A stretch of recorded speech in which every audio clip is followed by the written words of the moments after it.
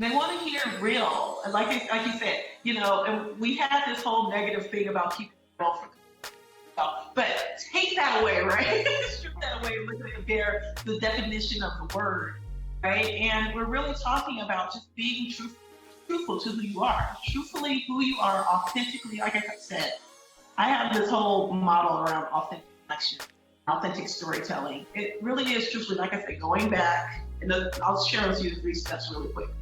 Number one, go back. Let's look at all of your experiences. Tell me all of those stories. And then number two, how does that tie into what you're already doing right now? And then number three, what do we want to share to attract the people we want to come in? Really super simple and easy. A lot of people have a hard time with it because when you go back, you're unearthing a lot of things. A lot of things are coming out, coming to the forefront. But then you're also seeing how amazing you are. Welcome to the $1 Million Equation Podcast, a podcast about the easiest, fastest way to build $1 million business based on the best-selling book, The $1 Million Equation. If you love business, each episode reveals all of the core fundamental essentials for growth. Now, here's your host, Richelle Shaw.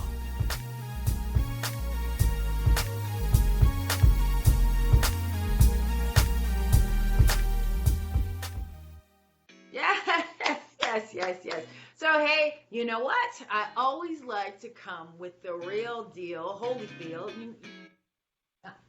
with the real deal stuff so that I can truly help everybody and introduce my audience to my friends, because my friends are back and they do lots of great stuff. And yeah, there you go. She's like, yeah, that's me. And I love.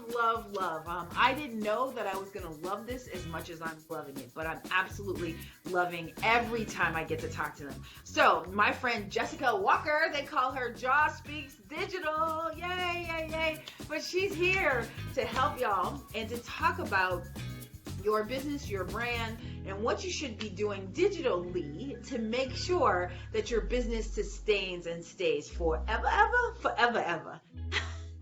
Ever. We want that Michael Jackson money, right? There you go. We love the Michael Jackson money. So, Miss Jessica, could you please introduce yourself to my audience? Absolutely. My name is Jessica, as Richelle said. I go by Jessica Digital. And what I do is I help experts, or I work with experts to help them know what to do next with digital media. A lot of people talk about what you should be doing now, but we want to stay ahead of the curve. Right? We want our content and we want our stuff. Like I said, we want that Michael Jackson money, that money that we just make content and it continuously brings us clients. And that's what I am here to help you hopefully do in your business, to be so authentic and so real that you just bringing in money that you didn't even know that existed because your content is touching their hearts. It's so authentic, so real. It hits them in the gut. So yeah, that's what we want, right? Yes, it is. And I love that you talk about what's next, so often. People are just late on that train, right? And they're trying to get there, and they're like, they know they need to do social media, they know that digitally they need to be there, but they're just always kind of too late. So I love that you're talking about what they should be doing next. Well, tell me, what are some of the rookie mistakes or common problems you see over and over again when experts trying to get out there and then they're just kind of failing miserably, right? So can I keep it real? Can I keep it real with your audience? Well, We're gonna keep it real. We want the truth. So I think that keeping it real means that you're going to give us the truth, and so that's fantastic. Give us the truth. We're going to give you the absolute truth. Keeping it real means giving you the real deal, Holyfield truth, right? Yeah. And that means that duplication, if I can talk today, duplicating what you're seeing being done already in the space is one of the biggest and one of my biggest pet peeves. As soon as you see a backdrop with a green screen, all of a sudden, everybody has a with a green screen.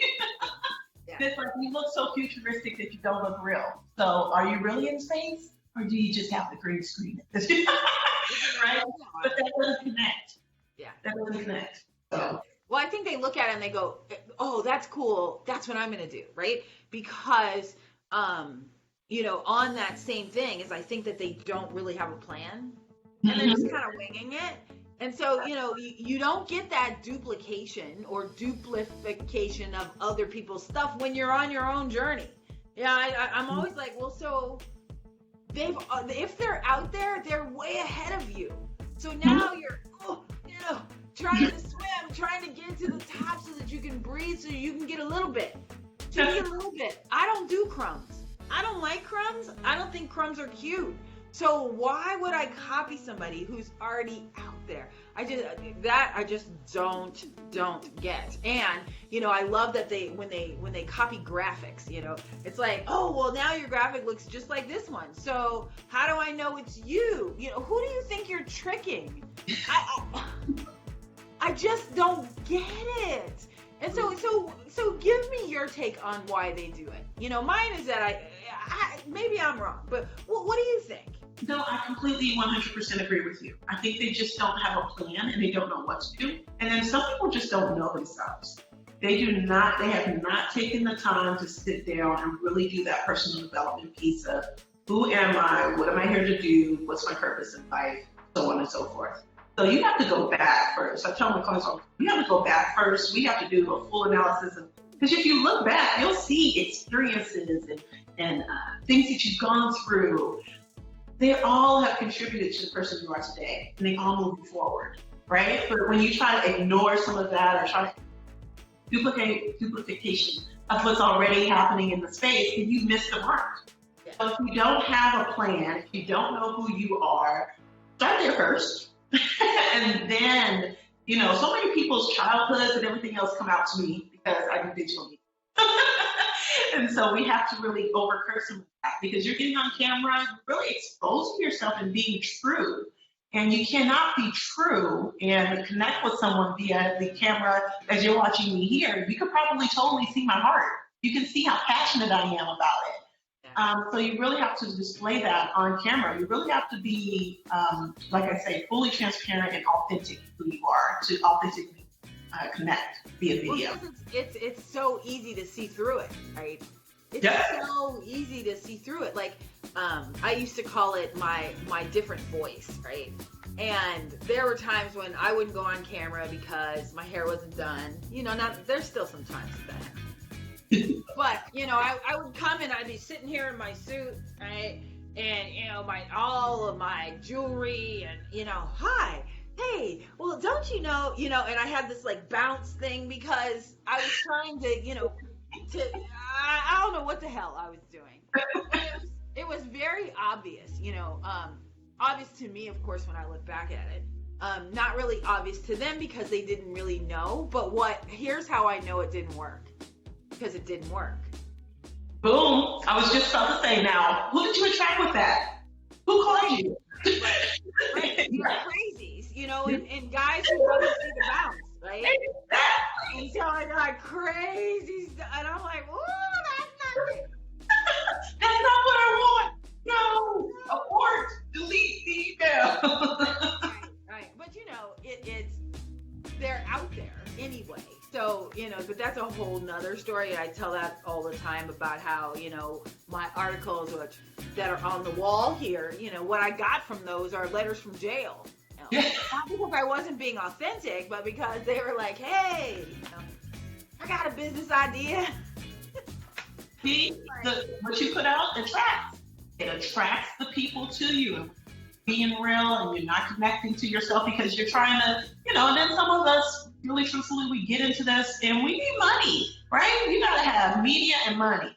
They have a business, right? Marketing and money. And marketing in order to have a business. And you get into this and you're like, I just need to attract some cash at this point.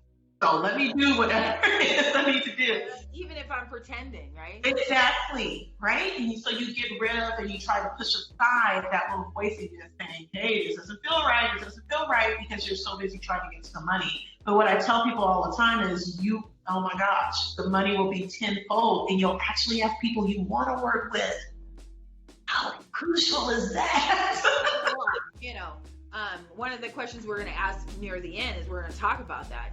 Who's your favorite customer? I love to hear the stories of everybody's talking about their favorite customers. And it's so funny because there are some similar things in, several of the interviews that I've done. but everybody is so different about who their favorite customer is. Really? I can't wait.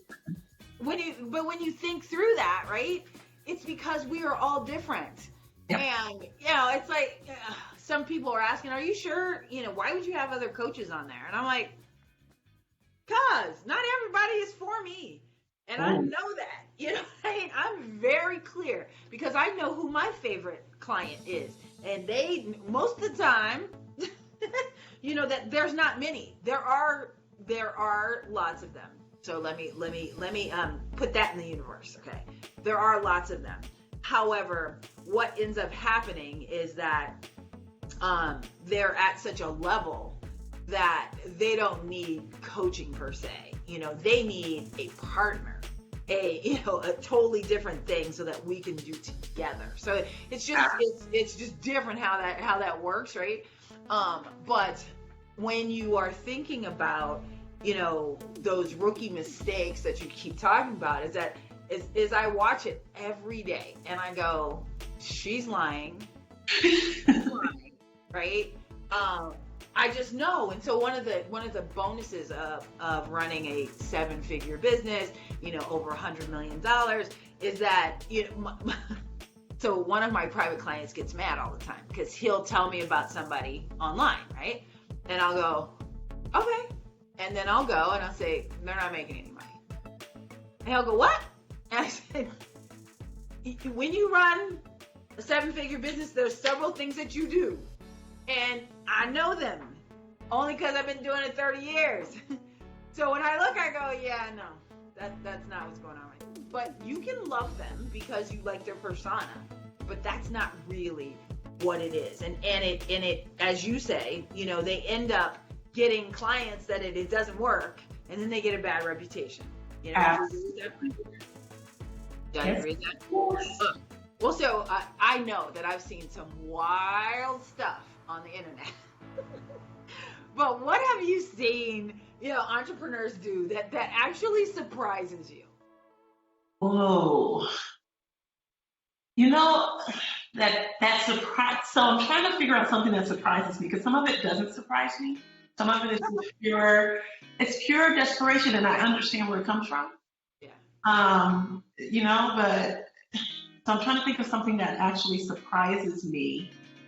And I can't think of anything off the top of my head, but I will tell you what I see a lot of entrepreneurs do that does not surprise me, and that is jump from coach to coach, from person to person, from event to event. And it's like, I'm here at this one, I'm here at this one, I'm here at this one, I know I'm over here, now I'm over there, and it's just continuous jump. And that is because they haven't gotten the person that's supposed to, like you said, there's a lot of, we call them fake coaches. This isn't a dig on anyone, but it's just someone that's putting up a persona and they're not being truthful. And so within the space, there are a lot of fake coaches. So, I applaud you for bringing a lot of the real coaching. I don't consider myself a digital media producer. I actually tell a lot of my clients, you need to go get a coach first and then come to me when you have everything get ready and together with your business. And then I'll help you promote it and market it and do whatever we need to do with the digital media piece. So yeah, I say the exact same thing. When they come to me, I go, what? If you don't know how to get up in the morning and go to work, I'm not your coach. Like, I don't understand that. I just actually just released and accepted because I think this person was trying to kind of test me a little bit. This is where I was, right? Yeah. And I just released them. I said, God bless you. I know that you can do this. And the challenge is because it had been a long relationship, so I felt beholden. Got it. Yeah. And, right, because I don't say but, and during this process, I finally had to say out loud, and that's what sent him over the edge, is I said, you don't need another marketing idea. You don't need a new one. You don't need another one. How about we just do the other 15 that I gave you? Oh. And I was not being disrespectful at all. I was just acknowledging that, look, we're at an impasse here. Absolutely. It's a challenge. And I don't know what that challenge is. So I'm going to spend our time working on your head instead of working on the marketing, right? The marketing is never the problem. Absolutely.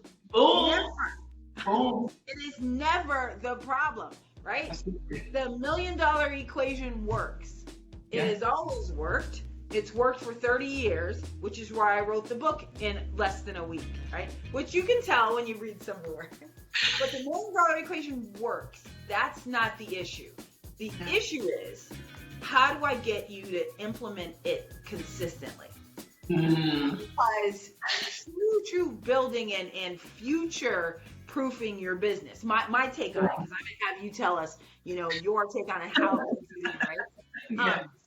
But how I do that in my own is that if you're not doing consistency over time, it will never work, because all those things that you start and stop still need to be completed. Absolutely. So you know how many times I would go into, $1 million, $6 million, $10 million businesses, and they would say, oh, we used to do that. Okay, well, why'd you stop? Oh, well, Shelly was the one that did it, and she transferred to this department, and so she doesn't do that anymore.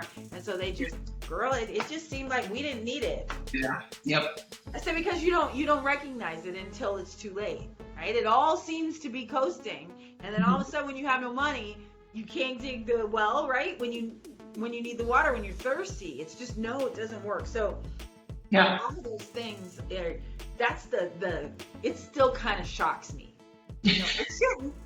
It really shouldn't surprise me. Yeah. Because I go, so you didn't do it? No. There's, any excuse will do, because as soon as they say no, I just shut down. Like, I don't even listen any further. Yeah. And I go into this. So how do you overcome that, right? Because I get that. Where it's like, okay, you need to record the video, we need to do this weekly or what have you. And you get to the point, oh no, I didn't do, mindset wise, you think, I want my business to be successful. And when you're dealing with solopreneurs, I deal with a lot of solopreneurs. But with a lot of solopreneurs, they're doing everything. And I get that. But there are some things you can send to some people, in China, wherever, to get it done. But if I'm asking you to record videos on a weekly basis, something in your mindset that's holding you back, that's keeping you from creating that content. Right. Or how come it's not a top on the priority, right? So exactly. So I will, I'm supposed to be interviewing you, by the way, but how I handle it is most of the time, I give them 3 strikes. Yeah. And the third time, I'm not listening to an excuse, because 2 times I can take that. My kid was sick, because I'm a single mom, so I get that. Right? Yeah. I also get that. I just wasn't feeling it this week. I get that too. Because I have those days. But that third time, no, sugar. That third time, I need to get it together, or else we can't work together. Right? And that's why I said I had allowed this to go on, because I cared about this person and their family and what they were doing. And I was invested in the business. I really was. And I think I had done everything. I was pulling, kicking and screaming. And so now they've decided to go to a place that tolerates that type of behavior. You see some things that are getting done, because, I can't help but see it. But it's not the $1 million equation. So I go, okay, I'm just glad that you're following something and that you're getting some things done, right? Because I just want you to win. I don't care if you got to win with somebody else. I just want you to win. And I'm very honest with people in telling them that, I don't think I'm the right person for you, because during this process, you shut down. So I'm triggering something that makes you shut down, right? So that itself, though, is important, right? To understand and know when you see those signs, to call them out, right? Because I'm the same way. Like, I can't edit content if you give me nothing. So I have no content to no video to edit. I cannot edit the video. So it stalls what I like to do, and I don't like. I'm in a groove, and we have a groove going. I need for you to hold up your end of the bargain, just like you need for me to show up as well. Right. So I'm right there with you. But it's important to, like you said, see those signs and then call them out right when they present themselves. Right. Well, because it just makes me miserable. I used to give like crazy analogies because they didn't really get it, but because I would try to create different ones every week, and finally one time I said, you know what? I feel like a stripper. And they were like, what? I said, well, at least I got your attention, right? I said, and I feel like a stripper. I'm coming over to you to give you a lap dance. And you go, no, that's okay. I'm trying to give you my best work. And you are telling me no. And I don't understand that. And they were like, wow, Richelle, thanks. That's a great. But it was just, that's how it felt. That's how it felt to me. Yeah. And it was like, okay, I'm glad. So when I finally said no, they said, well, that's what I really want to work on, and I think that this isn't going to work. I went, okay, thank you very much. Good luck. And it truly freed me. Truly, absolutely freed me. What are some of the parts that are required, and how do you actually set them up for success when folks work with you? Like you talked about, I need a video a week, right? So that I do TV. So a video a week is all right. I need there you go. And that's the thing, right? Thank you so much for listening to my passion project and the $1 Million Equation podcast. Love what you're hearing?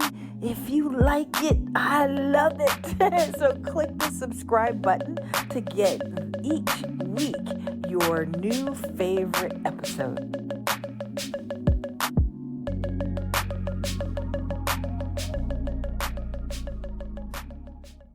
But how do you talk to folks that they're not used to that? What do you say to help them get them into the groove?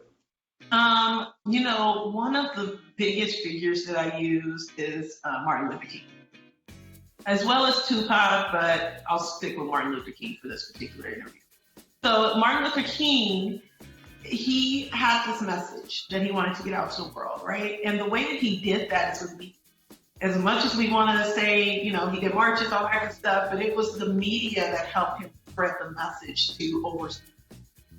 Where it needed to go so that people started to mobilize, come together and move the message forward, right? And so when he spoke, people were like, oh my gosh, And then he had all these other people that just started joining the movement. Well, we each individually have we have a message that is similar, right? It may not be that same message, but it's similar. We have a message we want to deliver to people, and we want them to motivate them, to move them to action, to do something, whether that be buy products from us, course, join our membership, whatever it is that we want them to do. Even if it's something that's on the advocacy side, right? We want them to feel or whatever it is. We have to use our voice to do that. And if we can use our voice along with our image to do that, then it portrays and it directly connects to them in a way in which nothing else can do. I mean, I've had people watch one of my videos and automatically contact me off of one video. Hey, I just saw you. Automatically, I knew I had to work with. I just knew. I just felt it, right? Because I'm real like this, I'm really coming across and connecting to them because I truly care, and they can feel that. So when we think of Martin Luther King and we think about the message, you can see it. Everything he talked about, he's totally and utterly, there's no two ways about it. He wants this to happen, and it needs to happen now. And so when you're out doing your thing and you're sharing your expertise with people, you're doing that already. That you put a camera in the middle of the corner and record it and capture it so that we can share it with more people. And that's kind of my thing with it, is just recording what you're already doing, or have me come out and record whatever it is that you need.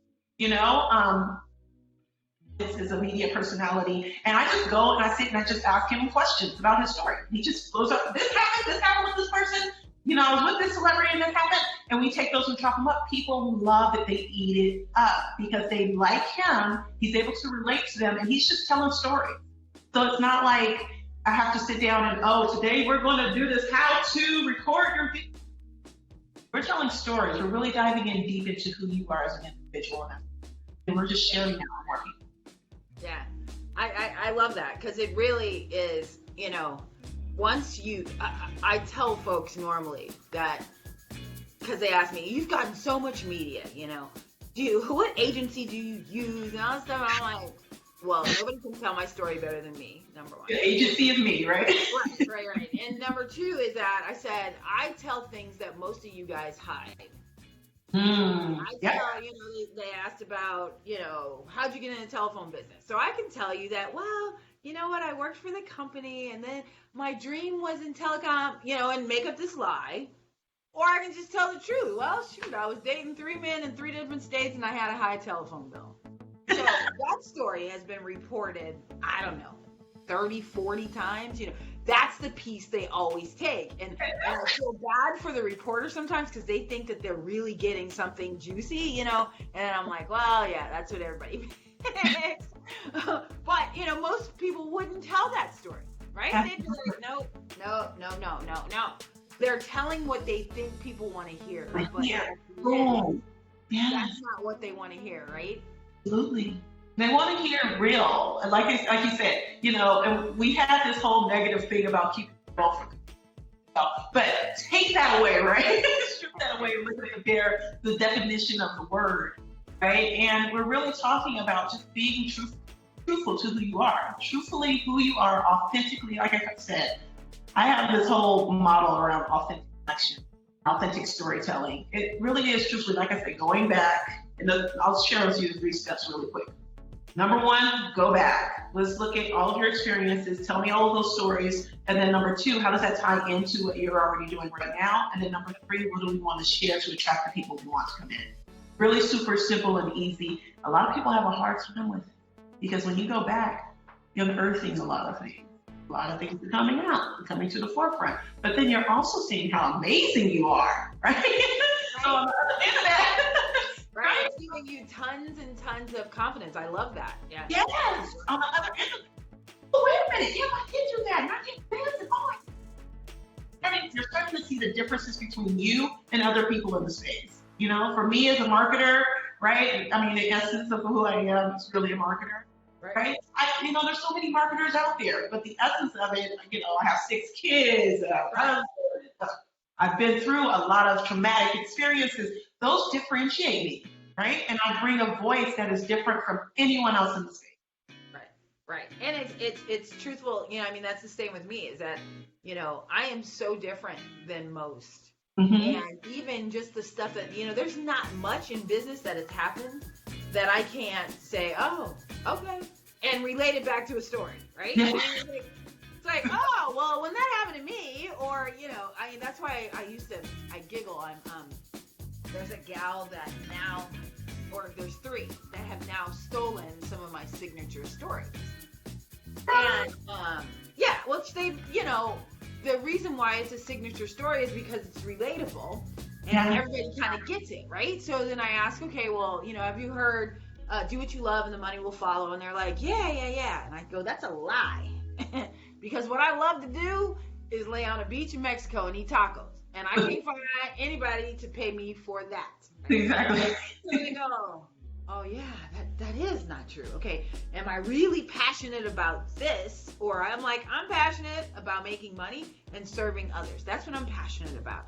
I'm passionate about changing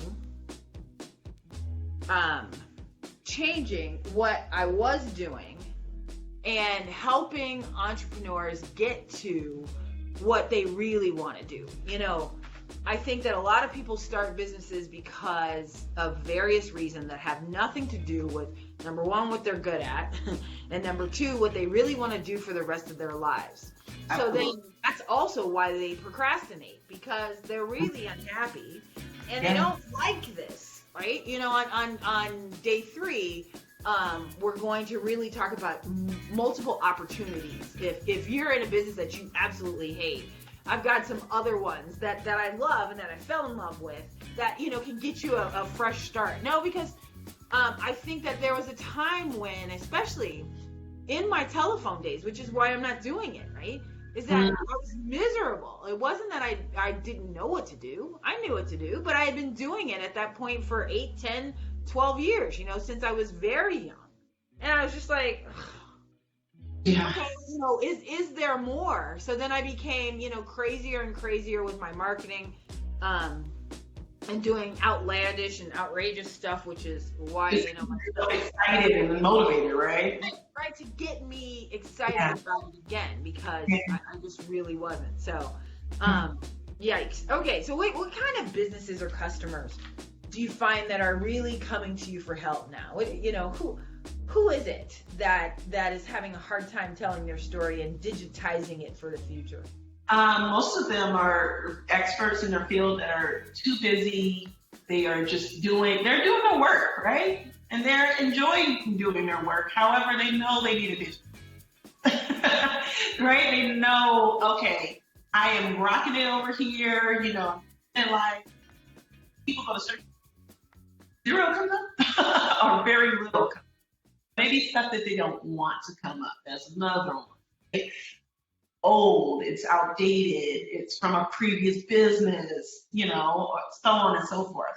So they're really experts in their field, and they're out there doing the work, helping people, they're motivated. Like I said, they are the MLKs of our time because they are doing exactly what they want to do. They're passionate about what they do, and they want to share that message with more people because they want more people to be empowered by what they have to say.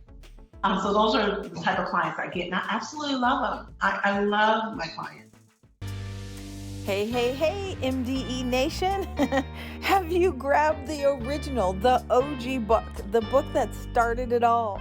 The book, The $1 Million Equation. That was my original passion project, where everybody kept asking me, Richelle, tell me how you rebuilt back your $1 million business.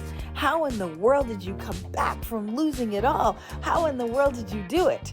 And I sat and I spent 2 weeks and I wrote The $1 Million Equation. So it sounds exactly how I talk. If you put my voice to it while you're reading it, you will feel the essence of me. But you will also learn some really great, valuable lessons on how to build your own $1 million business. Yep, you can grab it right there on Amazon.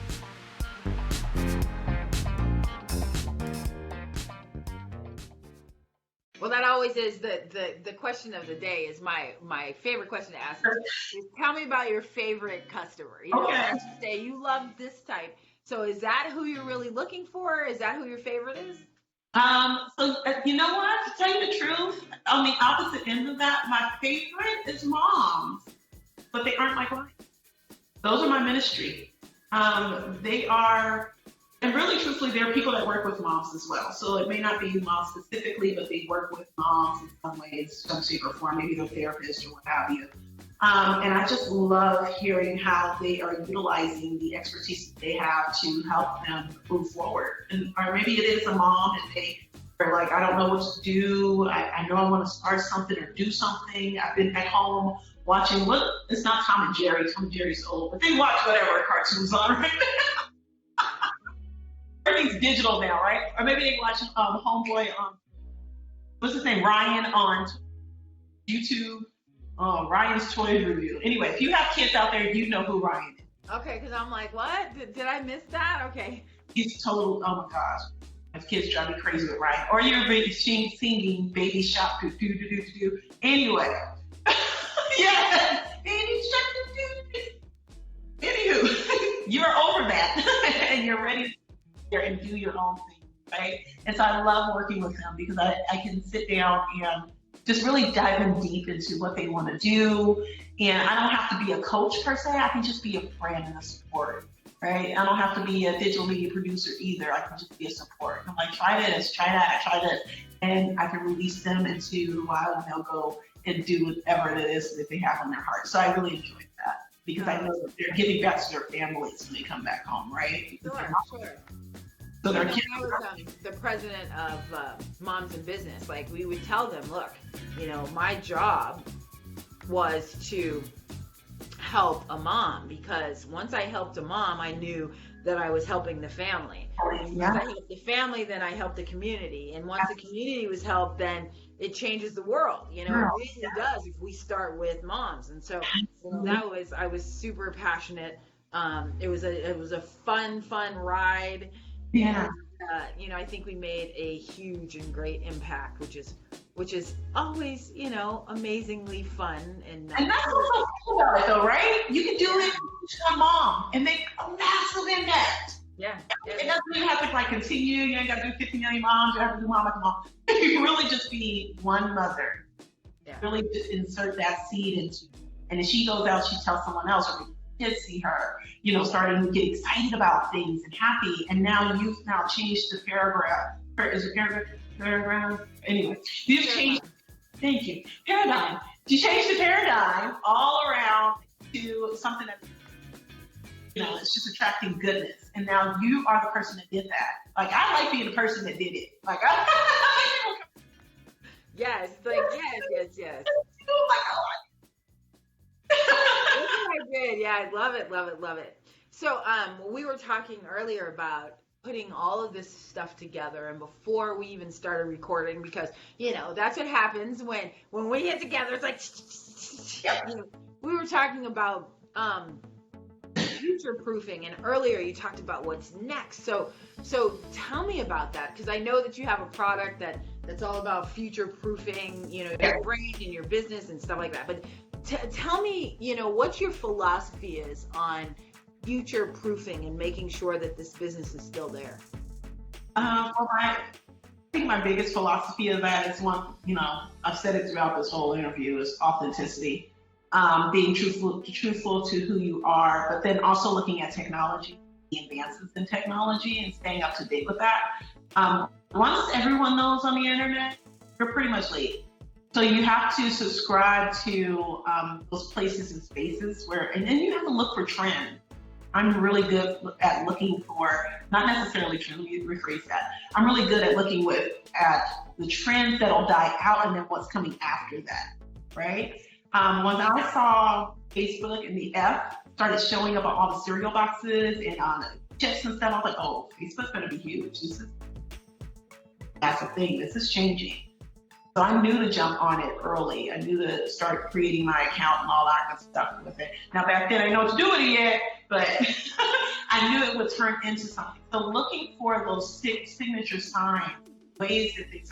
Right now, I'm, like you said, focused on future-proof your brand and your business, because, as we said before, a lot of people are just duplicating what's already being done, but they're also not utilizing the tools that they have at their fingertips. There are ways you can utilize Slack or for social media tools and management. There's ways to use Instagram to find out who's around you in your area. I mean, Facebook audience insights, gold mine. Everything you want to know about your person, as long as you know who your ideal client.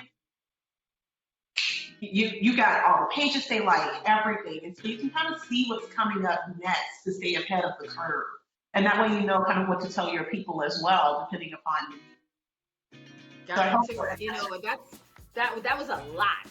Okay. Yeah. It is a lot. Most folks don't really get it. You know what I'm saying? Not from I'm sure that they're taking lots of notes. But when they go back to say, okay, so what are the steps to really future proof it? Or do you have a way of teaching people? How do you do that? So the methodology behind it is really truthfully about looking at the technology, like I said, looking at authenticity, and then looking at where you're going as well, because you have to encompass yourself and where your business is going to be 10 years. So we talked a little bit about this, right? Are you still going to want to do this 10 years from now, right? And so there are some key indicators that you can look at to identify how you're going to move forward, where you're going to move forward to, and if you're going to stay in your business, what are you going to do with it? Or if you're planning on selling your business in 10 years, right? What do you need to do now?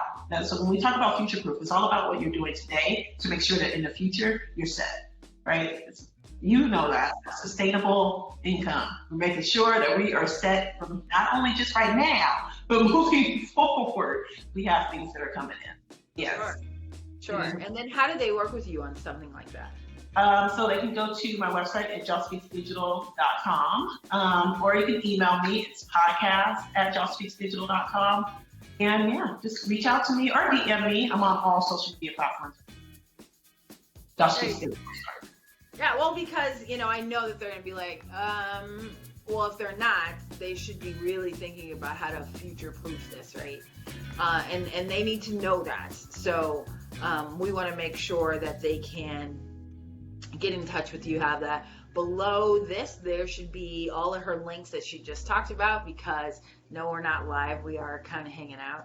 And if you want to get in touch with her, this will be the easiest and best way to do that. Gosh. Okay. So last question that I asked everybody: what's the number one thing that our audience needs to do to crush the last part of 2019? What do they need to do to just make it just killer? What's the one thing? Something that you're doing very, very well: recorded content. Recording your content and then distributing your content over time is the number one thing.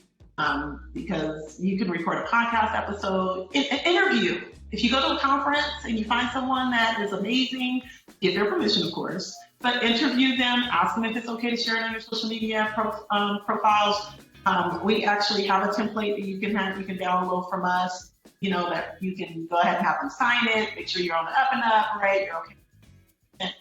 And take it and just split it out. Utilize their name. Those Google searches are real. So when you can have someone on your platform that already is kind of built, either they're building right now or they already built. Yeah. If you had a interview with Will Smith, let's say, and let's say it was only 5 minutes, and you just say, what is your number one tip for helping family? You can use that over and over and over. Of course, once you clear it with him, but over and over and over. Recorded content would be my number one thing. Record your content, record things you're already doing, get those and split them out. Oh, I love it. Well, gosh, that went fast. It did. Oh my gosh. We've been talking for. This is what happens when you get podcasts together, right?